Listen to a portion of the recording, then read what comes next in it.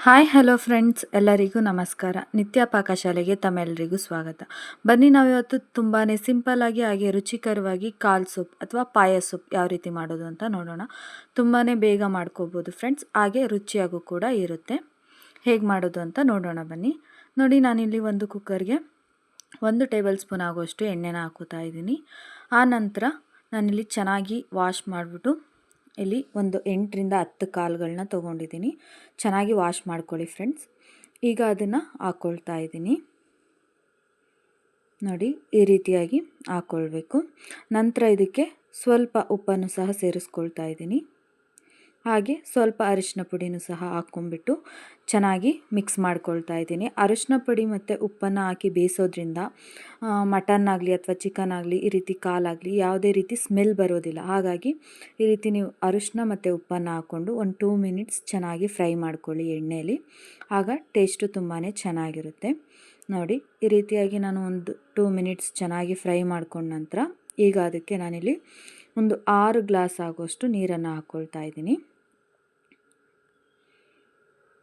ನೋಡಿ, ಈ ರೀತಿಯಾಗಿ ನೀರನ್ನು ಹಾಕ್ಕೊಳ್ಬೇಕು.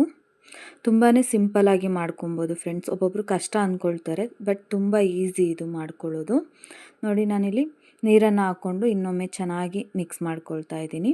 ಈ ರೀತಿಯಾಗಿ ಮಿಕ್ಸ್ ಮಾಡಿಕೊಂಡು ನಾವೀಗ ಲಿಡ್ನ ಕ್ಲೋಸ್ ಮಾಡಿಬಿಟ್ಟು ಒಂದು 4 ವಿಷಲ್ ಕೂಗಿಸ್ಕೊಳ್ಳೋಣ. ಏಕೆಂದರೆ ಇದು ಮಟನ್ ಆಗಿರೋದ್ರಿಂದ 4 ವಿಷಲ್ ಬೇಕಾಗುತ್ತೆ. ಹಾಗೆ ನಾವು ಮಸಾಲೆ ಕೂಡ ರೆಡಿ ಮಾಡ್ಕೊಂಬಿಡೋಣ ಅದು ಕೂಗೋದ್ರೊಳಗೆ. ನೋಡಿ, ನಾನಿಲ್ಲಿ ಒಂದು ಬಾಣಲಿಗೆ 2 ಟೇಬಲ್ ಸ್ಪೂನ್ ಆಗುವಷ್ಟು ಎಣ್ಣೆನ ಹಾಕ್ಕೊಳ್ತಾ ಇದ್ದೀನಿ. ಎಣ್ಣೆ ಚೆನ್ನಾಗಿ ಬಿಸಿಯಾದ ನಂತರ ನಾನಿಲ್ಲಿ ಒಂದು ಮೀಡಿಯಮ್ ಸೈಜ್ ಈರುಳ್ಳಿನ ಈ ರೀತಿಯಾಗಿ ಕಟ್ ಮಾಡಿಬಿಟ್ಟು ಹಾಕ್ಕೊಳ್ತಾ ಇದ್ದೀನಿ. ಹಾಗೆ ನಾನಿಲ್ಲಿ 1 ಸ್ಪೂನ್ ಆಗುವಷ್ಟು ಧನಿಯಾ ಕಾಳನ್ನು ಸಹ ಹಾಕ್ಕೊಳ್ತಾ ಇದ್ದೀನಿ. ಆನಂತರ ನೋಡಿ, ನಾನಿಲ್ಲಿ ಒಂದು 1/4 ಸ್ಪೂನ್ ಆಗುವಷ್ಟು ಜೀರಿಗೆ, ಹಾಗೆ ನಾನಿಲ್ಲಿ 1 ಸ್ಪೂನ್ ಆಗುವಷ್ಟು ಕರಿಮೆಣಸನ್ನು ಹಾಕ್ಕೊಳ್ತಾ ಇದ್ದೀನಿ. ಇದನ್ನು ನೀವು ಲೋ ಫ್ಲೇಮಲ್ಲೇ ಮಾಡ್ಕೊಳ್ಬೇಕಾಗುತ್ತೆ ಫ್ರೆಂಡ್ಸ್. ಯಾಕೆಂದರೆ ಸ್ಪೈಸಸ್ ಹಾಕಿರೋದ್ರಿಂದ ಎಲ್ಲನೂ ನೀವು ಲೋ ಫ್ಲೇಮಲ್ಲಿ ಇಟ್ಕೊಂಡು ಫ್ರೈ ಮಾಡ್ಕೊಳ್ಳಿ. ಹಾಗೆ ನಾನು ಒಂದು 10ರಿಂದ 12 ಎಸಳು ಬೆಳ್ಳುಳ್ಳಿ, 1 ಇಂಚ್ ಆಗುವಷ್ಟು ಶುಂಠಿನೂ ಸಹ ಹಾಕ್ಕೊಂಡು ಲೋ ಫ್ಲೇಮಲ್ಲಿ ಸ್ವಲ್ಪ ಫ್ರೈ ಮಾಡ್ಕೊಳ್ತಾ ಇದ್ದೀನಿ ಇದನ್ನು. ನೋಡಿ, ಆ ನಂತರ ಇದಕ್ಕೇ ಒಂದು 5 ಲವಂಗ, 1 ಏಲಕ್ಕಿ, ಹಾಗೆ ಚಕ್ಕೆನೂ ಸಹ ಹಾಕ್ಕೊಳ್ತಾ ಇದ್ದೀನಿ. ನಂತರ ಇಲ್ಲಿ ನಾನು ಒಂದು 3 ಹಸಿಮೆಣ್ಸಿನ್ಕಾಯಿನ ತೊಗೊಂಡಿದ್ದೀನಿ. ನಾವು ಕರಿಮೆಣಸು ಹಾಕಿರ್ತೀವಲ್ವ, ಹಾಗಾಗಿ ನೀವು ಖಾರಕ್ಕೆ ನೋಡಿ ಹಾಕ್ಕೊಳ್ಬೇಕಾಗುತ್ತೆ. ನಿಮಗೆ ಖಾರ ಜಾಸ್ತಿ ಆಗುತ್ತೆ ಅಂದರೆ 1 ಕೂಡ ಹಾಕ್ಕೊಳ್ಳಿ. ನೋಡಿಬಿಟ್ಟು ಹಾಕ್ಕೊಳ್ಳಿ, ನಿಮ್ಮ ಖಾರ ಯಾವ ರೀತಿ ತಿಂತೀರೋ ಆ ರೀತಿಯಾಗಿ. ಈಗ ಚೆನ್ನಾಗಿ ಫ್ರೈ ಮಾಡ್ಕೊಂಡ ನಂತರ ನಾನಿಲ್ಲಿ ಸ್ವಲ್ಪ ಕೊತ್ತಂಬರಿ ಸೊಪ್ಪನ್ನು ಸಹ ಹಾಕ್ಕೊಂಡು ನಾನಿಲ್ಲಿ ಚೆನ್ನಾಗಿ ಫ್ರೈ ಮಾಡ್ಕೊಳ್ತಾ ಇದ್ದೀನಿ ಫ್ರೆಂಡ್ಸ್. ನೀವು ಈ ಮಸಾಲೆನ ಆದಷ್ಟು ಲೋ ಫ್ಲೇಮಲ್ಲೇ ಫ್ರೈ ಮಾಡ್ಕೊಳ್ಳಿ. ಏಕೆಂದರೆ ಎಲ್ಲ ಸ್ಪೈಸಸ್ ಇರೋದ್ರಿಂದ ಈ ರೀತಿಯಾಗಿ ಲೋ ಫ್ಲೇಮಲ್ಲಿ ಮಾಡ್ಕೊಳ್ಳೋದ್ರಿಂದ ಅದು ತುಂಬಾ ಚೆನ್ನಾಗಿ ಫ್ರೈ ಆಗುತ್ತೆ. ನೋಡಿ, ಈಗ ತುಂಬಾ ಚೆನ್ನಾಗಿ ಫ್ರೈ ಆಗಿದೆ. ನೋಡ್ತಾ ಇರ್ಬೋದು ನೀವಿಲ್ಲಿ ಮಸಾಲೆನ ಈ ರೀತಿಯಾಗಿ ಚೆನ್ನಾಗಿ ಫ್ರೈ ಮಾಡ್ಕೊಳ್ಬೇಕು ಫ್ರೆಂಡ್ಸ್.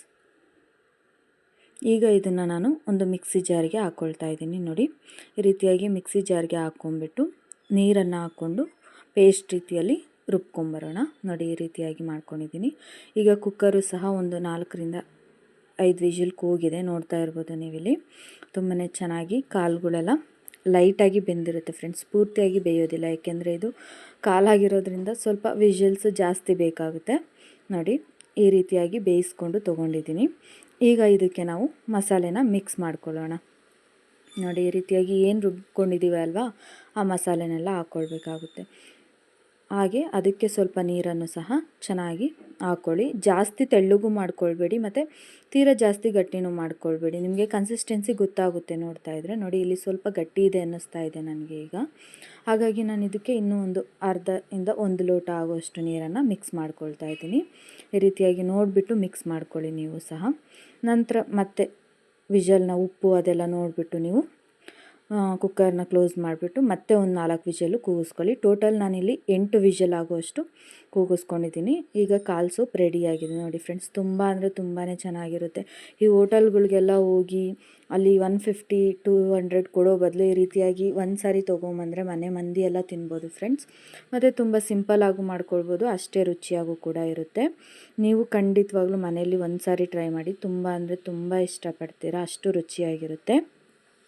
ಹಾಗೆ ನಮ್ಮ ಚಾನಲ್ನ ಸಬ್ಸ್ಕ್ರೈಬ್ ಮಾಡ್ಕೊಳ್ಳೋದನ್ನ ಮರಿಬೇಡಿ. ಪ್ಲೀಸ್ ಫಾಲೋ ಮಾಡಿ, ಸಪೋರ್ಟ್ ಮಾಡಿ, ಕಮೆಂಟ್ ಮಾಡಿ. Thank you for watching this video.